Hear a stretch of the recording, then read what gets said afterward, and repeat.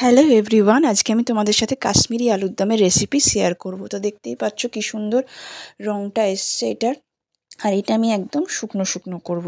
তো প্রথমে আমি কিছু ছোট ছোট সাইজে আলু নিয়ে সেদ্ধ করে খোসা ছাড়িয়ে নিয়েছি। আর এদিকে দেখো আমি কড়াইয়ে তেল গরম করতে দিয়ে দিয়েছি। এবারে আমি সেদ্ধ করা আলুগুলো সব একে একে দিয়ে দেব এবং কম আঁচে ভালোভাবে ভেজে নেব।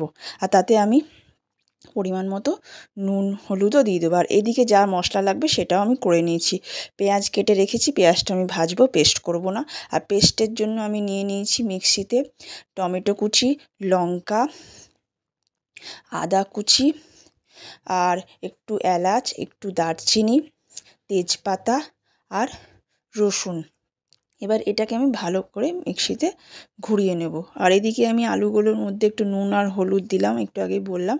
তো ওটা দিয়ে আমি ভালোভাবে কম আঁচে লাল লাল করে ভেজে নেব।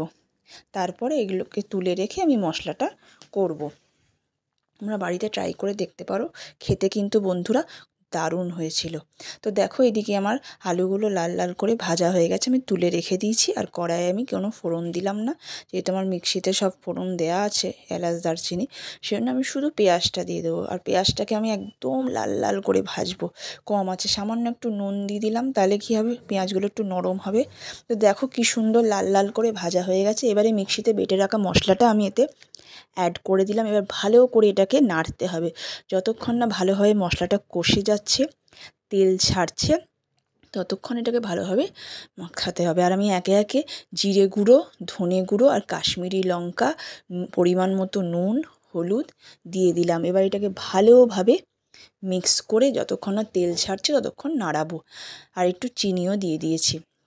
এরপরে আমি ভেজে রাখা আলুগুলো দিয়ে দেবো। দেখো মশলাটা একদম কষে গেছে, তেল ছেড়ে দিয়েছে।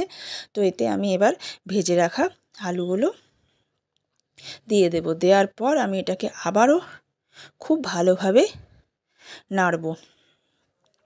তো দেখো কি সুন্দর রং ছেড়ে দিয়েছে। তো এবারে আমি আলুগুলো দিয়ে দিলাম। তো এবারে এটাকে খুব ভালোভাবে নাড়লেই হয়ে যাবে। লাস্টে নামাবার আগে এটাতে আমি কিছুটা কাঁচা নারকেল কোড়া দিয়েছিলাম আর কাসুরি মেথি দিয়েছিলাম। কাসুরি মেথিটা তোমরা চেষ্টা করো দেওয়ার, এতে কিন্তু দারুণ টেস্টটা লাস্টে আসে। তাহলে এইভাবে আমার কাশ্মীরি আলুর দম হয়ে গেল। তো কেমন লাগলো রেসিপিটা অবশ্যই জানিও। যারা ইউটিউব থেকে দেখছো তারা সাবস্ক্রাইব করে দিও, যারা ফেসবুক থেকে দেখছো তারা ফলো করে দিও পরবর্তী সুন্দর ভিডিও পাওয়ার জন্য। আজকে এখানেই ভিডিওটা, দেখা হচ্ছে আবার পরে ভিডিওতে। Bye bye.